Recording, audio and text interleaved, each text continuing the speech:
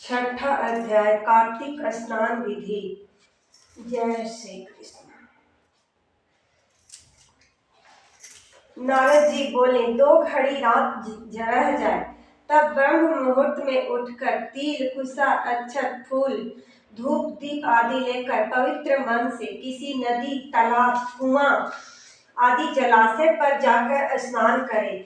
नहर आदि में स्नान करने से जो फल प्राप्त होता है उससे 10 गुना अधिक फल झरना से 10 गुना अधिक फल गंगा नदियों में, और इससे 10 गुना अधिक फल संगम में स्नान करने से मिलता है।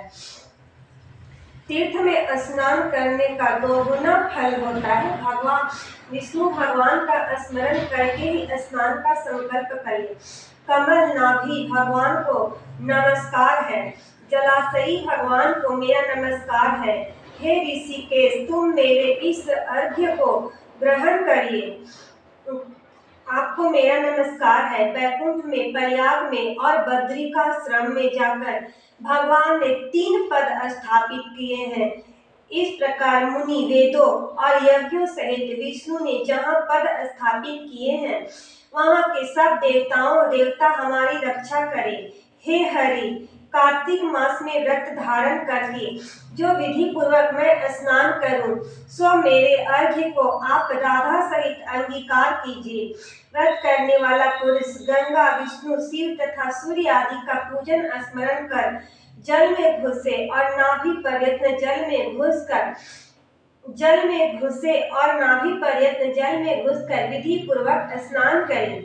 गृहस्थी तिल और आंवले का चूर्ण मलकर स्नान करें। विधवा स्त्री और सन्यासी तुलसी की जड़ की मिट्टी लगाकर स्नान करें। परंतु संपत्ति, सप्तमी, अमावस्या, द्वितीया, नवमी, दशमी और त्रयोदशी इन तिथियों में आंवला और तिल लगाकर स्नान न करें। प्रथम शरीर के मैल को साफ करें, फिर वेद मंत्र द्वारा स्नान करें। भक्त भगवान जिन प्रभु ने देवताओं के कार्य के निमित्त 3 प्रकार का रूप धारण किया था, वे पाप नाशक प्रभु कृपा करके मुझसे पवित्र करें। जो विष्णु की आज्ञा से इंद्र सहित सब देवता कार्तिक में स्नान करने वालों की रक्षा करते हैं, वे मेरी रक्षा करें।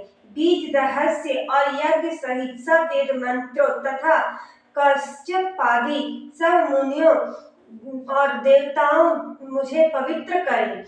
गंगा आदि नदी, तीर्थ और सप्त सागर के साथ नदी एवं तालाब मुझे पवित्र करें।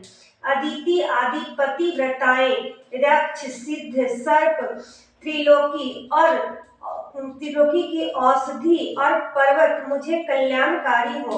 व्रती मनुष्य इस प्रकार स्नान करके हाथ में पवित्री धारण कर देव, ऋषियों और पितरों इन सबका तर्पण करें। कार्तिक के महीने में पितृ तर्पण करते समय जितने तिल तर्पण में होते हैं उतने ही वर्ष पितर स्वर्ग में निवास करते हैं। तदंतर व्रती पुरुष जल में से निकलकर पवित्र वस्त्रों को धारण कर प्रातः काल के कर्मों को समाप्त कर हरि भगवान का पूजन करें। जो मैंने विधि पूर्वक कार्तिक मास में स्नान किया है, सो मेरे इस दिए हुए अर्घ्य को हे हरि राधिका सहित आप ग्रहण कीजिए। तत्पश्चात वेद पाठी ब्राह्मणों का पूजन करें। गंध, पुष्प और तंबालू चढ़ाकर बार बार नमस्कार करें। फिर हरि की प्यारी तुलसी जी की पूजा कर परिक्रमा दें।